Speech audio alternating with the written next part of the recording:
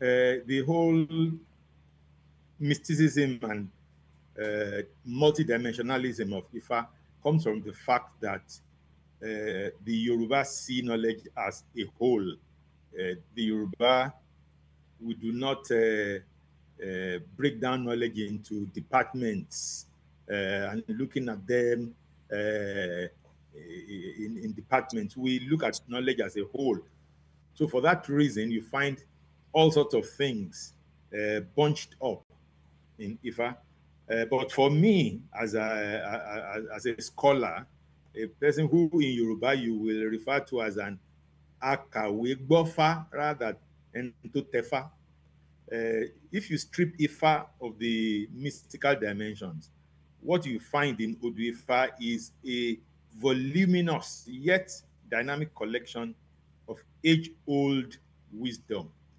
From my point of view, as somebody who works in IT, I call it age-old big data. But it's because it is oratoral. It is not literature. It is orature.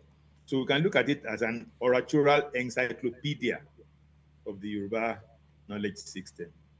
So even though I acknowledge its religious dimensions, I admit to a lack of intellectual temperament and capacity to investigate the religious aspect of it. I don't have such instruments. I was not trained in that tradition to be able to engage religion scholastically. So I keep to my track of engineering. So for me, in a nutshell, that is what IFA is. It's a way of keeping experience and knowledge of the people so that it can be applied and used when needed. I think for now, I'll keep it there. That's for me what it is. Basically, what I'm saying is the fact that I am the son of a bishop, the fact that I am a born again Christian, I'm a preacher, I am a Christian apologist. All those don't affect my relationship with IFA. I approach IFA as an academic subject. Like I said earlier on, I acknowledge the religious, the mystical, the sacred dimensions of it. But as a scholar, I do not have the resources to engage the religious part of it. But like I said earlier on that I have friends who are atheists. They don't even believe that God exists. But they study, they sit down, they go to university and study theology to the point of getting a PhD in it. So if atheists who don't believe in God can study theology and get PhD in it, why should I, a Christian, not have sufficient interest in my heritage to study Ifa? So for me, the issue doesn't arise at all. And besides, the bishop that you are talking about got his PhD in Ifa. You can go and Google Tunde Adegbola and you'll find that University of Bristol. But going back to what Shekun is requesting, I mean, it is a lot more than dividing the 2000 by 3. The whole Ifa experience, or should I even go to the Orunmila, the person? The Orunmila was a genius by any standard, because what Orunmila did is to, like I said before, put together large volumes of information such that people can be guided. Because once you have had an experience before, you want to be able to use it for the future. How then do you put that information together and be able to retrieve it? That was where the genius of Orunmila came, because Orunmila put together this large volume of text, of historical information, and all the aspects of modern library science he put into it. He did classification, he did cataloging, he did indexing, such that the information is easily retrievable. So from that point of view, you wonder that, I mean, I have traced IFA back to middle 1600s as documented in writing, because around 1650 something, King Pasiphae of Alada sent an Okmo Ifa to King Felipe of Spain as a diplomatic exchange. So, which means it has existed from 1600. Orally, I have traced it back to 1400 because you know the Oduifa that ushered the coronation of a certain Alaafin of that era. So if Orunmila had done all this cataloging, indexing, classification, and all that from about 1400, and we now talk of Dewey, who was born only in 1850 something as the father of library science, then we see that we have done ourselves a lot of disservice by mystifying Ifa and making it inaccessible to scholarship. And beyond that, you find that the whole, the stories in Ifa, they are all based on analogies.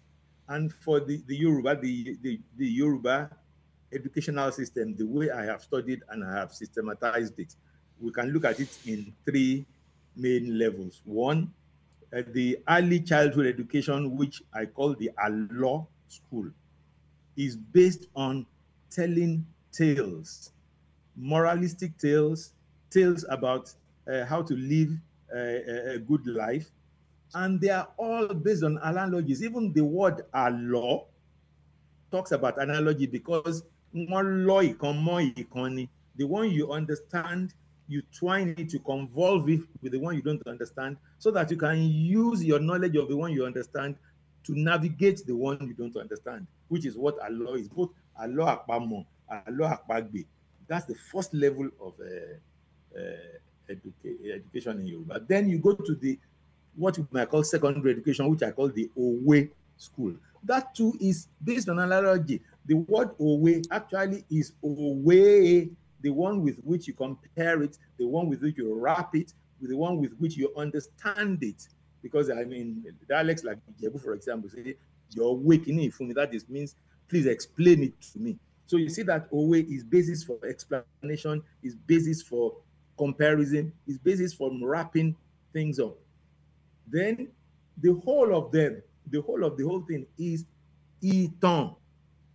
That is that with which you illuminate, that with which you spread it out thin so you can see through it, that with which you reflect light from it so you can see it very well. You see that all these are based on analogies. But when Orunmila decided to develop his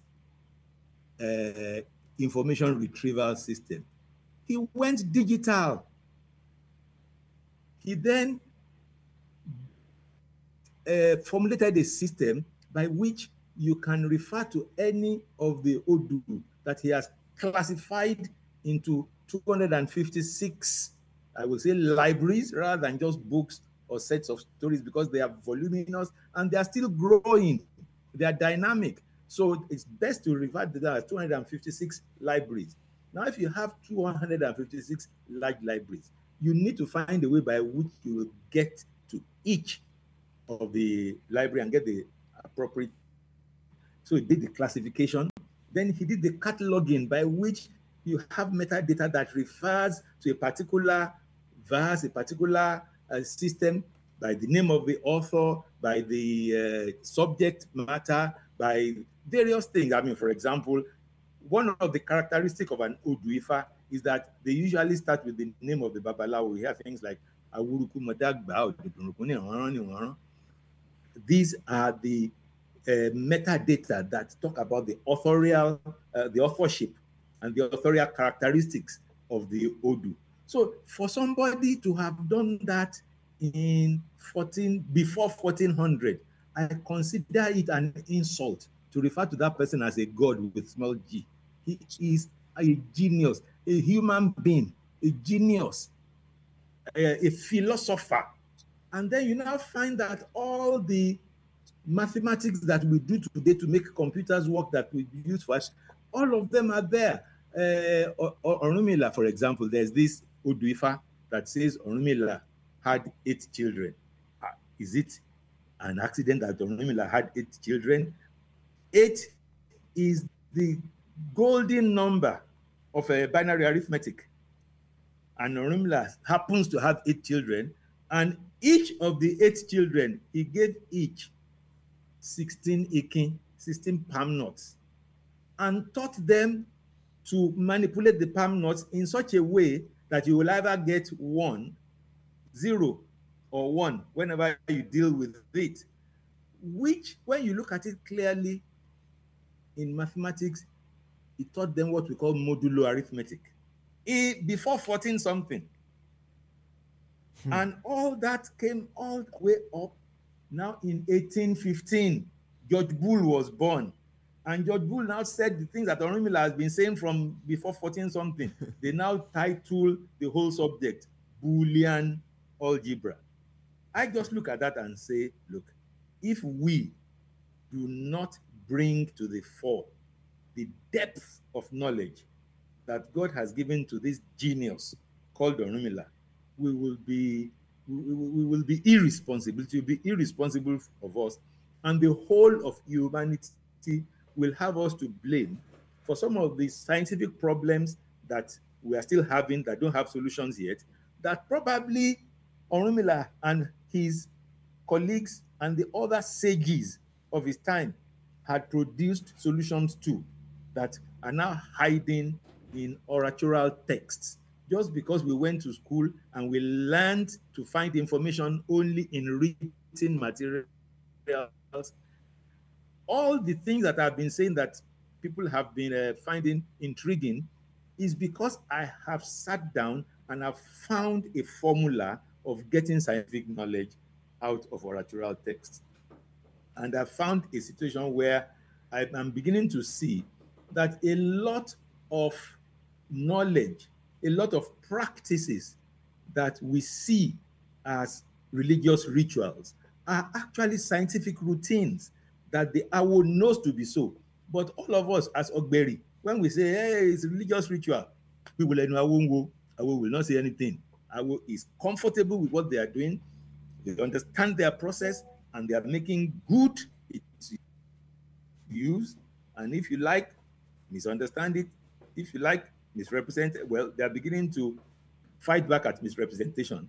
But my point is just that there is so much in these things that we need to visit it and deal with it in a systematic way. I mean, I've been teaching my students in the last 40 years. I've been teaching engineering using the knowledge I've derived from these things, and my students are all over the world doing well. I mean, graduates of my process doing well. So for me, I see a need to look at this thing systematically and bring out the scientific knowledge in it and use it to improve the world. We owe it to the world.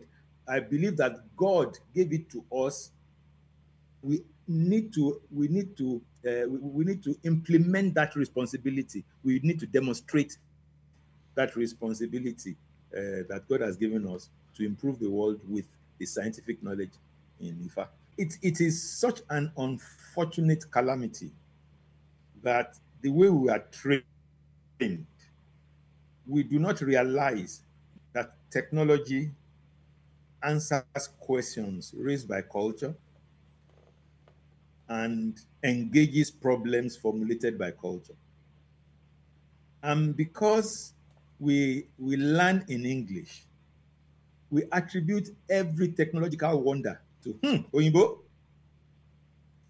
It is a calamity. I think one of the worst things in the world that can happen to any people is for them to be colonized. Whatever they say or do not say will be attributed to colonial mentality. Whatever they do or do not do, whatever they wear, whatever they eat or do not eat, it's all colonial mentality. And they accept it. And then they live these miserable pedestrian lives as a caricature of themselves, full copies of what they're supposed to be, enjoying their lives. Ayo, Olokman, is the most appropriate game that I have encountered that can be used to teach, first of all, basics of traditional computing. By traditional computing, I mean the good old data processing, information systems, and all that. And also to teach artificial intelligence. Wow. At the When artificial intelligence was growing as a subject, it was popular to use chess as the ground norm. If you can get the chess, if you can get the computer to beat a world grandmaster, then the computer has demonstrated intelligence. Then it went to Go, the Oriental game. You see, those two games, they are games that are based on positions, location in space. Ayo Olokpon is 100% a game of numbers. You do not need to transfer the the thinking of the game from a positional locational problem to a number problem, because anything that you need to tell a computer, you must find a way of turning it into numbers. But Ayo Olokpon is already a game of numbers. So even the neophyte can engage with it. So when I I meet my students for the first time, I get them to write a program to create a computer version of Ayolokmo. And it is always very exciting for even for those of them who are aspirant white men, that they come in the first day, they just play the game. I have lots of boards and seats in my office. I just set them up, they play, then they begin to enjoy it. Then they begin to develop their strategies. Then they begin to try to beat the opponents. So by the time I've done that for them, I now say, create a computer version of this game. In the days of Java, C++, and C Sharp, it takes about 3 4 days. But these days, in the days of Python, by the second day, they've completed their game. And through that, I've taught them data structures, I've taught them algorithms, I've taught them algorithmic complexity, I've taught all the basic things in computer science. And next, I now tell them, can you make the computer take a decision of which hole to play at any given time? And then they will start with doing it randomly. Just get the computer to generate a random number between 1 and 6 and play that. And then you see that, yeah, the computer, I mean, set the computer up to play against itself. Set the computer up to play 20,000 games. And within a few minutes, the computer has played 20,000 games and comes out with the answer. And I said, do you see that? It is 50-50. Neither of the two sides are winning. Now, let the computer take a decision each time it sees that, I can pick this extra 2 from there. And then they see the difference. Now, how do you now get the computer to be able to make intelligent moves? And then I ease them into things like we would describe as reinforcement learning, where we are teaching the computer to learn by punishment and reward. And after a few days, the computer can play for a few days on it by itself, learning how to get the reward, how to avoid the punishment. And you find that it becomes impossible for a human being to beat the computer. There's nothing as fulfilling as that for a student, other than you are teaching them algorithms, they don't know why you are teaching them. You are teaching them quadratic equations, they don't know why they are learning it. You are teaching them Fourier analysis, they don't know what use it is. But this type of teaching is one in which the student is always seeing the victory, it's always seeing the reward, it's always seeing the ultimate, it's always seeing the achievement 2 3 steps away. And it is always an impetus to to throw themselves into it. I have students who, by the end of the first day, they go home, they are calling me by 1 a.m. because they are still not sleep in their homes. They are try to work things out, and they are stuck, and they want to come and show off the next day. So they call me by 1 a.m. I said, please don't wake me up at this time. And I look at it and I solve their problem for. So these are the kind of things that we achieve when we train our children, when we train our young people based on their culture, based on things around them, based on solving problems around them, not just creating make-believe problems for them to solve because the lecturer has solution to it, and the lecturer will never give them problems that he can't solve. So because that shows him up as a deficient himself. But when you give students problems that benefit them, that give them satisfaction when they solve, it's a totally different way of learning. The only sorry thing is that, and this is not anybody's fault, it's problem that we are all dealing with, is that 90% of these students are benefiting Bloomberg, Lloyd's, companies, big companies all over the world working in their artificial intelligence department, and that's the sorry part of it. As a scholar, as somebody who engages knowledge for a living, for me, the first thing we need to do is to reorientate our academics, our university people. We need to convince ourselves that knowledge, technology, and advancement is not an English speaker. That there's nothing English about progress. There's nothing English about science. In fact, for a long time, the English studied science in Latin. And it was when they realized that they are going nowhere as long as they continue to study science in Latin, that they started studying it in English. And that's when they made their breakthrough. Today, as of today, there's only one country in the whole wide world that taught science and technology to its children and achieved industrial breakthrough. The only one is Singapore. All the other countries in the world that have achieved industrial breakthrough taught their children science and technology in their own languages. And it is not mystical, it is not esoteric. When you raise a generation of children and you send them to school, and the first 2 years in school, they are still teaching them the language in which they are going to teach them, when are they going to start to learn? When are they going to start to learn?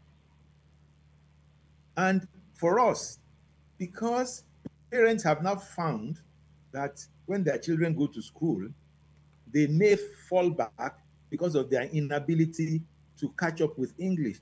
Parents started speaking English to their children at home. Unfortunately, they are speaking demotic English. Because the parents themselves do not understand English. A parent thinks that if her or if his or her child can say blah blah black sheep, they don't even know it is ba black sheep. They say blah blah, or they say omana na anafa, which is British geography. Old MacDonald had a farm. He's Scottish. He lives in the north. He's doing his agric there. And because they are not aware of that geography, they are not aware of that culture, they just mouth the songs. And they now breed children who become superstars, musicians, whose music consists of just 2 or 3 sentences because they can't speak English well, they can't speak Yoruba well. So that is one area we have to understand, that there is no language that is not capable of expressing anything that comes out of the human mind. And if we teach our children in the language, when the language of the home becomes the language of education, then education becomes intuitive. It is not something you do in school. They are then able to learn from their environment. But when they are totally immune to the environment, they don't know the names of objects in their environment, then they are living in a cocoon, they're living in a balloon. The next thing is to now teach our intellectual, well, our academics, maybe not intellectuals, because not every academic is an intellectual. We need to teach our academics how to get scientific information from orature. Orature is not necessarily inferior to literature. Yes, it has the advantages of mobility, it has the advantages of permanence and all that, but modern information communication technologies has removed those advantages, because you can speak to your phone and it will record what you say, and you can send it much faster than you send a piece of paper, which was the power that literature was using over orature. So we have to go back and look at some of those things. The environment has changed. The facilities to use a lot more from our past are now available, but we are still behaving as though we are still living in the agrarian age. And I was saying earlier on that all those who teach their children in their own languages have have achieved industrial breakthrough. It is interesting that language will have that much effect on the industrialization. We are now in the information age. And guess what? Information is based 100% on language. Industry is not even necessarily language, because there's no German way of depressing the accelerator of a BMW. There's no British way of depressing changing the gear of a Rover. There's no American way of holding the steering of General Motors. But we are now in the information age. And if we continue with this attitude in the information age, where we are not able to take ownership of our media of knowledge, then what we are now referring to as globalization will just become a second wave of colonization. Because colonization was taking our natural resources, our physical material. We are now in the age of non-material. Information is non-material. And it is built on language. And if all our lives we are building our future on a language that evolved in an area so far away from us, that does not express our environment with efficiency, then we are going to continue to live life with inefficiency. If we start from the area of language and the ability to take information from our past, even before we start finding gems of technology in our past, the fact that we have become sufficiently confident that our past is ennobling, it will change the way we think. As 100%. Long as we stop seeing, when we stop seeing technological wonders and go, Onyibo, as long as we stop saying things like, aeroplane like Onyibo, and start trying to, we too have something like that. Doctor. And start facing real problems in our environment and using available science and technology developed in-house, homegrown, to solve our problems, then we'll be on our way. And all those people feed our remittance economy. Ashake's cultural diplomacy is probably superior to the whole of the Nigerian diplomatic system. Ashake definitely has achieved for Nigeria a lot more than than all the system of the Nigerian external affairs. I mean, you see Europeans, you see Americans, you see just swooning, the rhythm, the poetry, the sheer novelty of the type of rhythmic and rhyme that he uses, so different from what the English are used to. It just excites them. And that is what I mean by we are not contributing to the world what God has given us specially. Because every set of peoples in the world have the advantages of their environment, and the environment will give them privileged insight into certain parts of nature that is exposed. I mean, the first day that I woke up by 9 o'clock with the sun in the sky, and I was rushing to go for my meeting, which was supposed to be 9:30, until I was told it is 9 o'clock at night. I couldn't believe it because I've never seen the sun at 9 o'clock in my life. But there are people who had been seeing the sun at 9 o'clock, and they were the ones that came to teach me summer solstice and winter solstice and equinox when I was in secondary school, and it just made no sense to me. But there are things in my environment that God expects me to teach the world, and that is what we have been able to do very, very elementarily with people like Ashake, with all. It is elementary compared to what we can do. All these are young people and not too young people who go abroad and become stars in technology. It is what is left of what they were able to do with Western education. Had they had proper education grounded in our culture, they'll be doing a lot more. They'll be showing the world things that we do not know yet. I mean, I talked about the cultural diplomacy. What about the cultural economy? That's very important. And you see, the reason why we go to learn other people's languages is because there's something in our pocket we want to take. But if you do not pitch your own language also, nobody will be interested in whatever you have in your pocket, and you won't even be able to offer anything from your pocket because there is a $1 value to every language. And that is what determines what a language that is important. It's not just the number of speakers that says a language is important. It is how rich those who speak the language are. It's what determines whether the language attracts patronage or not.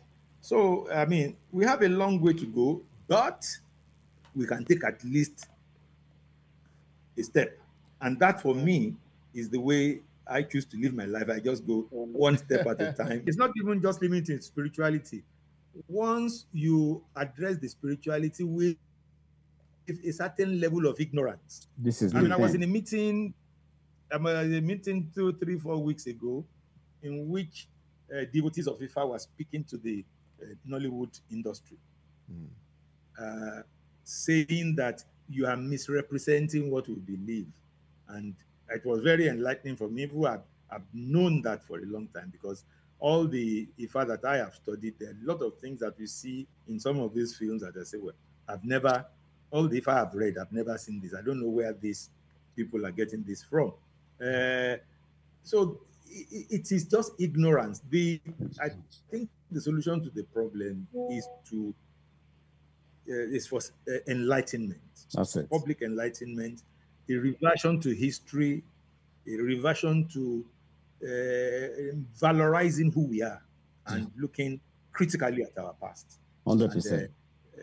I say this, that we tend to explain our past only by mysticism. And that is not possible, that anybody will live such that their past is only explainable by mysticism. There's a lot of science, there's a lot of technology in our past. The Ife bronze, the Oparon, they were not commanded. They were they were made. They were built, formed. yeah. They were made. They are artifacts. Yeah. They are artifacts made by the hands of men. Yes. And we now go to learn metallurgy abroad. The issue of language of education is very important, because it is part of what makes us feel inferior, because we feel our language is not good enough to push education. Then we feel anything we achieve is because we can speak English. Yet ours is one of the few languages in the world that can be spoken with drums, and we don't see any value in that. So we need to look inward. We need to reflect. we need to cast the mentality that tells us we are inferior and see ourselves as an important part of the world that God has made and play our role in it.